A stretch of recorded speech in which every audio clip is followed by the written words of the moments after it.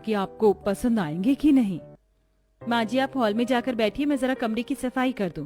ये तो जब देखो झाड़ू पोछा लिए टपक पड़ती है। ओ गरीब गंवार सी, कुछ छोटी बहू से देख मेरे लिए साड़ियाँ और गहने लाई है, और तूने कभी मुझे एक रुमाल भी दिया है?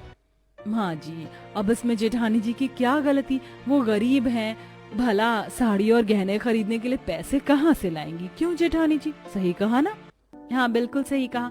अब अगर माँ जी को खुश कर लिया हो तो जाकर बाहर रखे पौधों को पानी भी दे दो।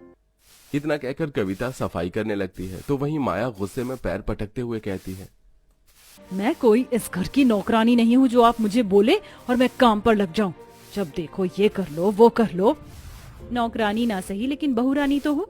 माया वैसे भी मैंने तुम्हें पहाड़ ढोने को नहीं कहा है, और तुम नौकरानी कैसे हो गई? तुम तो अपना काम भी खुद नहीं करती हो। माँ जी आप देख रही है ना जेठानी जी किस तरह मुझसे बात कर रही है। अरे ओ कलेशी क्यों झगड़ा कर रही है छोटी बहू से? माँ जी मैं कोई झगड़ा नहीं कर रही, एक छोटा सा काम ही तो कहा है मैंने। देख गंवार मेरे मुंह मत लग, वैसे ही तेरी शक्ल देखकर मेरा मूड खराब रहता है, ऊपर से अब तू नई बहू से झगड़ा मोल ले रही है। दोनों बहुओं के झगड़े में ललिता अपनी अमीर बहू का साथ देती है, जिससे माया बहुत खुश होती है और अब हमेशा वो कविता को नीचे दिखाने की कोशिश किया करती। एक दिन दोपहर के खाने में कविता करेले की सब्जी और गरम रोटी ललिता को परोसती है। तभी माया कविता के रसोई में जाने के बाद ललिता को भड़काते हुए कहती है, माँ जी माना आपकी उम्र हो चली, लेकिन इसका मतलब ये तो नहीं कि आप बस ये करेले टिंडे ही खाती रहें। हाँ बहू कहते तो सही रही है, लेकिन ये गरीब गांव की गवार तेरी जेठानी यही बनाकर परोस देती है। कोई बात नहीं माँ जी, मैं हूँ आपकी छोटी बहू, आप बताइए आपको क्या खाना है, मैं आपके लिए अभी ऑर्डर करती हूँ। सच बहू, भगवान ऐसी बहू सबको दे। माया अपने और ललिता के लिए बाहर से खाना ऑर्डर करती है और कुछ ही देर में दोनों सास बहू पेट भरकर खाना खाकर सारे बर्तन रसोई में छोड़ देती हैं। ये सब जब कविता देखती है तो उससे सहन नहीं होता और वो सभी घर वालों के सामने जोर से चिल्लाती है, ये क्या तरीका है माया?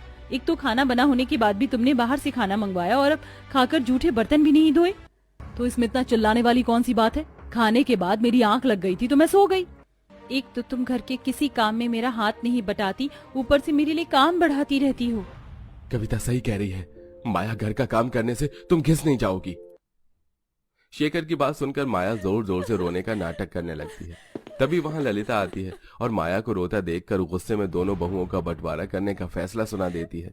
तो कविता रोते हुए कहती है, माँ जी मैं कभी भी इस घर का बंटवारा नहीं चाहती, आप ऐसा मत कीजिए। हाँ हाँ आप बंटवारा नहीं, आप तो रोज रोज कलेश करना चाहती हो ताकि माँ जी के सर में हमेशा दर्द रहे।